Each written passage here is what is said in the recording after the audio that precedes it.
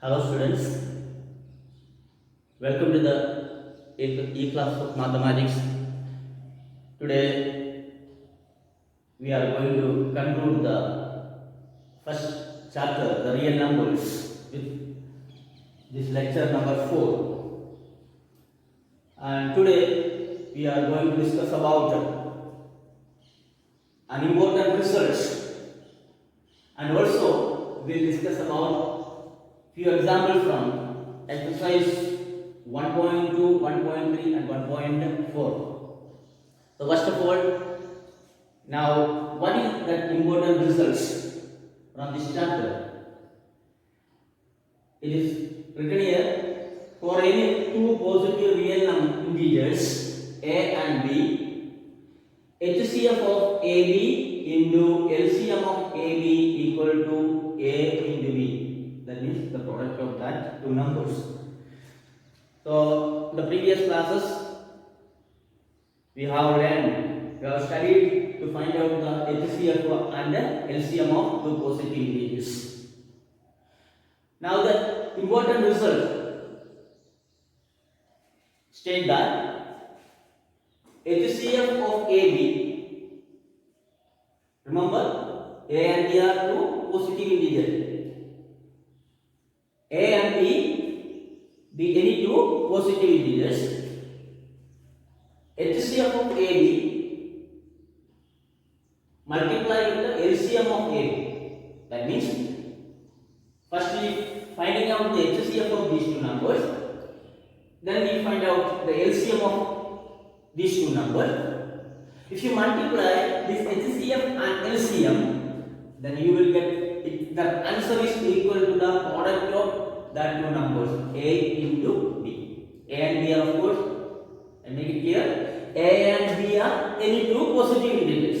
A into B means multiplying these two numbers, the product of that two numbers. Now, first of all you find out HCF, then LCM. Then their product will be equal to the product of that two numbers. Clear? So learn this result. The application of result. Now we are going to do the another question. One example, exercise. One question from exercise 1.2. That's fourth question. Application of this result. So I request everybody to memorize this result. For any two positive integers A and B, HCF of AB into LCM of AB equal to A into B. So the application of that result, moving to the question from the exercise 1.2. Given that HCF of 306 and 657 equal to 9, find the LCM of 306 and 657. HCF is given. HCF of two numbers is given. HCF of 306 and 657 equal to 9. This is given here. And we need to find out the LCM of 306 and we need to find out the LCM. How to find it? HCF is given and we need to find out the LCM. So what to do is we can apply this result. So you can start the right answer here. Here HCF of 306 and 657 equal to 9. That is given. You need to repeat the sentence again. HCF of 306 and 657 is equal to 9. Given. We know that short form WAT. We know that result. You can repeat the result. What is LCM into HCF? LCM into HCF equal to the product of two numbers, that numbers. LCM into HCF or HCF into LCM equal to the product of that numbers. So what we need to find out what was the question? We need to find the LCM of that. So LCM equal to LCM into HCF. HCF is given. What is given here HCF? 9. So you can put that value LCM into HCF, that means LCM into 9 equal to the product of that number. Which are the two numbers? 306 and 657. So you can write the next step LCM into 9 equals 306 into 657. From here LCM equal to, of course, the 9 will go to the denominator. That means 306 into 657 divided by 9. So 9, this 606, 306 divided by 9. So you can divide 306 divided by 9. 9 3s are 27. 3 9 4s are 36. 9 4s are 36. The answer is 34. Answer is 34. So you can write here. These two cancel, 9 and 306, then you will get here 34. 9 and 306 gets cancelled, you will get 34. So 34 into 657, then 22,338 will be answer. So you have to multiply these two numbers. 657 into 34, 7 4s are 28, 2 carry, 5 4s are 20 plus 2, 2. 7 4s are 28. 2 carry, 5 4s are 20 plus 2, 2 again, 2 carry, 6 4s are 20, 24 or 26. Then 3 7s are 21, 7 3s are 21, 2 carry, 5 3s are 15 plus 2, 17, 1 carry, 6 3s are 18 plus 19, 8, 3, 13, 6 plus 7, 13, 1 carry, 10, 12, 1 carry, 2. Okay? 22,300. 22,300. You can multiply. Okay? Now, multiply these two numbers, 34 with equal to 22,000. So, the final answer plus the LCM of 306 and 657 is 22,338. So, it's a very important question.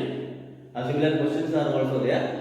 So the application of this result will be asked for examination. So you give much more importance. And similar question I have written here notes. So please look this textbook page number 10, example 7 and 8.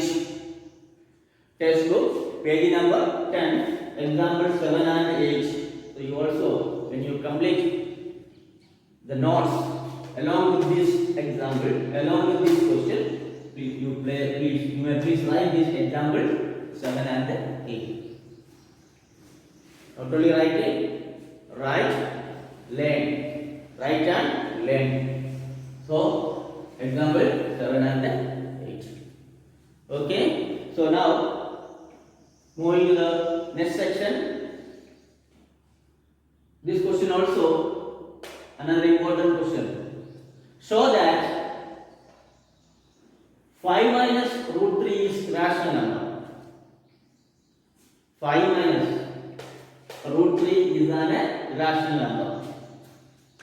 Show that is there are similar questions are there. Of course, I can show you. I will show you here. It is mentioned in the notes here. Show that 5 minus root 3 is an rational number. Now, what to do is, now let us assume the contrary. Let us assume the contrary. Contrary that 5 minus 3 is rational. What we need to prove? We need to prove 5 minus root 3 is an irrational number. But we need to assume that for that, if you want to prove 5 minus root 3 is irrational, so we need to go in another way. So we need to assume that the contrary means opposite, rational, opposite of rational, that means rational. So we are thinking about 5 minus root 3 is a rational number. It's only for the purpose of proving 5 minus root 3 is an irrational. Finally, we will come to the conclusion 5 minus 3 is an irrational number. So first of all, we need to assume that 5 minus root 3 is a rational number. So that is what we need to assume the contrary, that 5 contrary means opposite. What was the question? Prove 5 minus 2 is a irrational number. So opposite, rational number. So if you are starting with the contrary, that means 5 minus root 3 is a rational number. Of course, it's a rational number. Rational number means the form of a by b. The numbers which are in the form of a by b. So you can compare 5 minus root 3 equal to a upon b. 5 minus root 3 equal to a upon b. Now, changing the side, bringing this RHS a minus b on the left hand side and root 3 on the right hand side. Changing. Now RHS 5 a by b is on the RHS side, and please bring back to the left side and root 3 to the RHS side. So plus a by b, a upon b. So bringing to the left side 5 minus a by b. Now this minus root 3 moving to the RHS side, then this becomes plus root 3. So the now equation is 5 minus a upon b equal to root 3. Now again we need to do some. We need to rearrange the equation. Rearranging the equation. Rearranging means nothing. Changing the side. As you know, equality, when you change LHS and RHS either side, and that will not make any difference in the equation. So here root 3, 5 minus a upon b equal to root 3. Root 3 is on the right hand side. 5 minus a by is on the left hand side. Now bring this root 3 on the left hand side and 5 minus a upon b on the right hand. That is rearrange the equation. So you can get here root 3 equal to 5 minus a upon b equal to. Now 5 minus a upon solving denominator here 1. So 1 will be the LCM. B is LCM. Then you will get a 5b minus a upon b. That will be the answer. Now we conclude. Since a and b are integers, 5 minus a by b is rational. So root 3 is also a rational number. Now here root 3, the value of root 3 equal to 5 minus a by b. So 5 minus a upon b is a rational number, and you can say and 5 minus a by b equal to root 3. So 5 minus, since 5 minus a by b is a rational number, we can say root 3 is a rational number. But so we can conclude that, but this contradicts the fact that root 3. But we know that root 3 is not a rational number. Root 3 is a rational number. Root 3 is not rational. Root 3 is a rational number. Root 2 also a rational number. And if all root 2, root 3 is all included in the set of irrational numbers. So since a and b are integers, then we are proving that 5 minus a is rational. So root 3 is also a rational number. That is contradicts our assumption, contradicts our fact that root 3 is a rational. Root 3 may not be a rational number. Root 3 is a rational number. So you can conclude that 5 minus root 3 is a rational number. So you can conclude 5 minus root 3 is a rational number. So dear students, please complete these one things. Very important problem. And along with where it is not is given page number 12, textbook page number 12. There is a theorem 1.4. Root 3 is rational, very important. Page number 13, example 9. Root 3 is rational number. And page number 14, example 11. And also there are few questions from exercise 1.3. Write and all these questions, please write and complete it. So I have told you, watching the video and writing, copying these all things in the notebook, that doesn't work. So you need to do the revision multiple times. The method of learning mathematics only by writing, doing it repeatedly again and again. So you can remember things. That is the procedure of learning mathematics.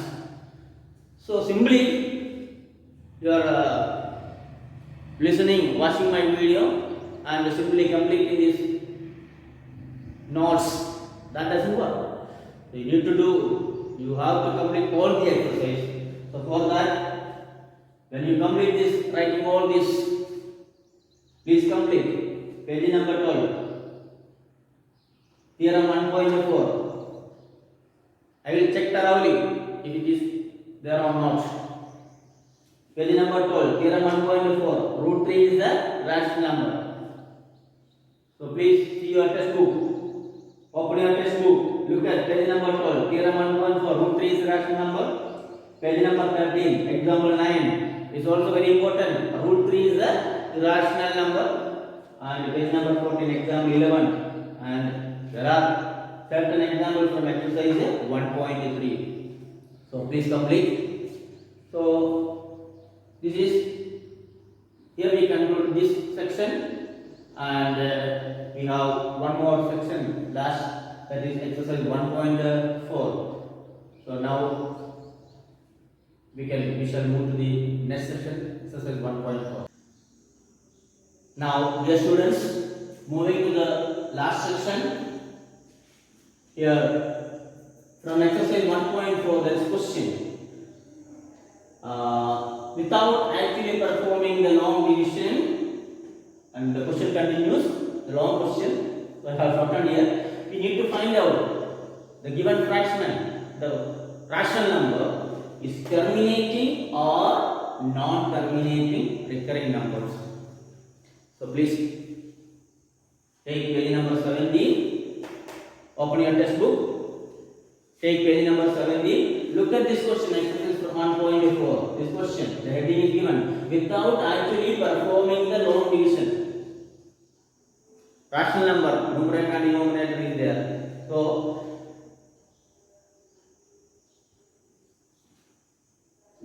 we are dividing always. There is a system that should not be followed. Without actually performing the long division, we should find out whether these rational numbers are terminating numbers or non-terminating recurring numbers. So few students asking me about terminating decimals and what is non-terminating repeating decimal doubts. Very good. So you can go by.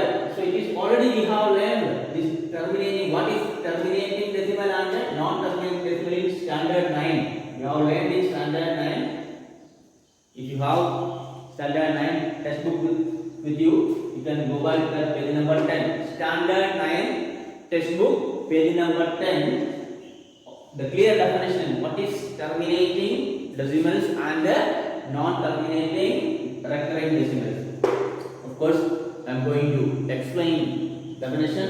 It is already written in the board, but you can take your 9th standard. So you can confirm whether the statement is right or wrong. So terminating. What is terminating decimal?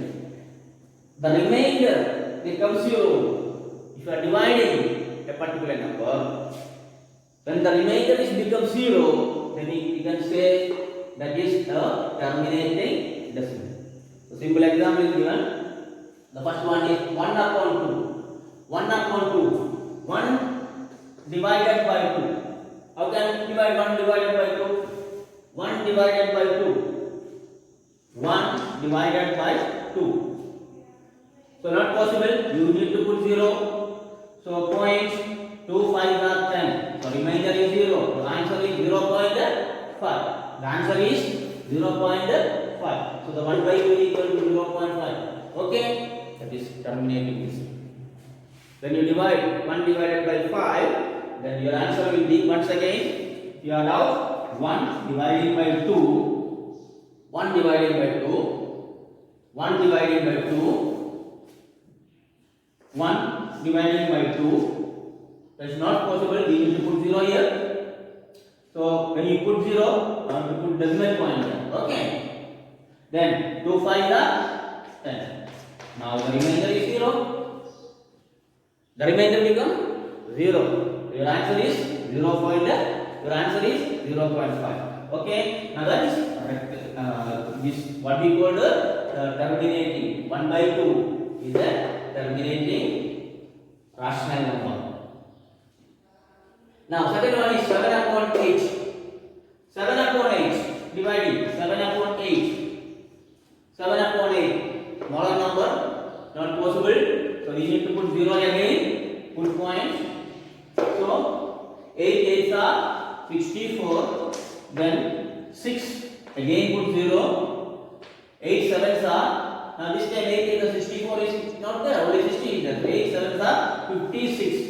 Again remainder for 40. 8 5s are 40. Now the remainder.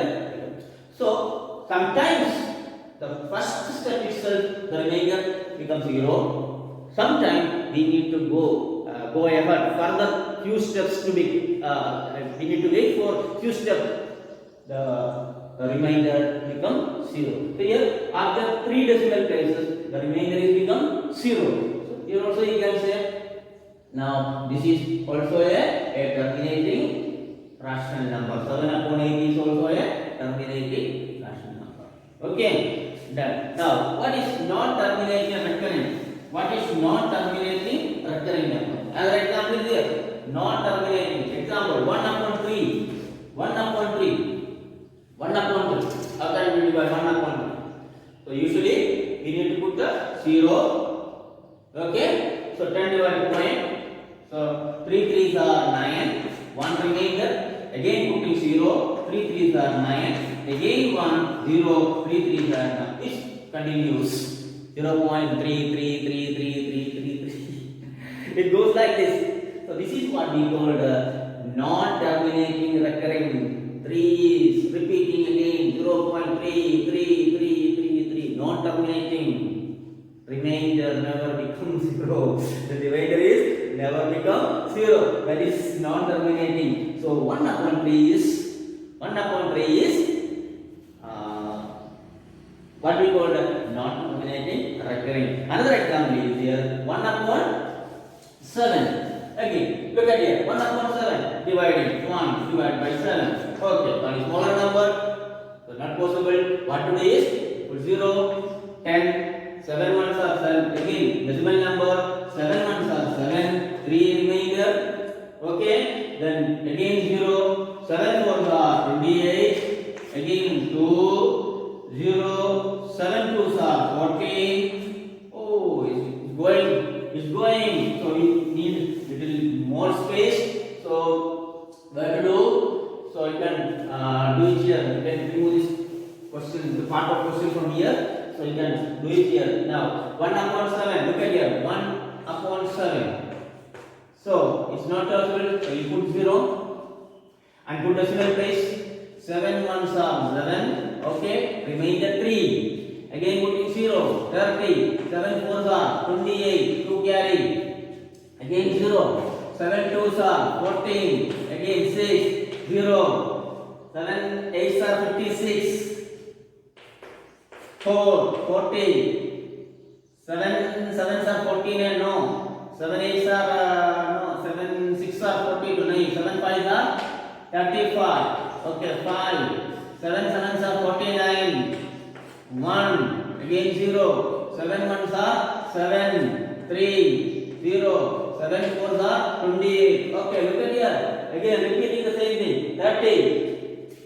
28. So, what will happen here? When you divide 1 divided by 7, when you divide 1 divided by 7, the answer will be 0.142857. 14, again it will repeat the same thing, 142857, 142857, 142857. And what happened? The remainder never become 0. The remainder never become 0. So then you can try. Divide 1 by 7, then you can see the magic. 1 divided by 7, then you can, of course, you can see the magic. 1 divided by 0.142857, 142. So that is what we call the non-terminating recurring decimal. The non-terminating recurring decimal. It's clear? I hope you understood this fact. And so if you shouldn't have doubts, So please listen carefully. Then you can go back to the 9th standard textbook. It is there in the page number 10. What is terminating decimals and the non-terminating decimals? Or good. Now we shall move to a few examples from the textbook. And here, before the question is example exercise 1.4. Example. Show 13 upon 3125 is a have a terminating decimal or non-terminating recurrent decimal. So here we need to apply a particular rule. So how to whether to verify finding out such numbers 13 upon 31. Two examples are given. 13 upon I have taken two questions from exercise 1.4. The first one and maybe the third one. The first one is 13 upon 3125 and third one is 54 upon 103. You need to find out whether these two are terminating decimals or non-terminating recurring decimals. So here we need to apply a particular rule for this. For any rational number, if P by Q is terminate, if Q can be written in the form 2 raised to n 5 raised to m. You need to apply this rule here. If any rational number, if P by Q is terminates, if Q can be written in the form 2 raised to n, if you are able to write rational number in the form of 2 raised to n, 5 raised to m, then it's what we call is terminating decimal. And if P by Q is not terminating, if Q cannot be written in the form of 2 raised to n, 5 raised to m, it is not terminating. If it is not possible to write 2 raised to n, 5 raised to m. So our objective or our aim is to convert the denominator Q into 2 raised to n, 5 raised to m form. Convert the denominator into 2 raised to n, 5 raised to m form. Now look at here, and these all things are given in the summary. So look at page number textbook page number 18. Textbook page number 18 summary. Please read points, particularly points 6, 7 and 8. Read, write and learn. And I have told you, and this summary is very important. All these formulas, important results are given in summary. So you have to whenever you get leisure time, free time, so you need to do the revision, revise this summary page. Very useful. So again, repeatedly, again and again, you need to read and write and learn this summary page. So here, this particular rule is given in summary page number 18, points 6, 7 and 8. So write and learn very well. And we'll take two examples. The first one, check whether this 13 upon 3125 is terminating decimal or non-terminating decimals. So now denominator is 3125. You need to find out the factors of 3125. How to find out the factors of 31? I will show you. 3125 the factors. 3125. 3125 dividing 5. 6 5s are 30. 1 carry. 6 2s are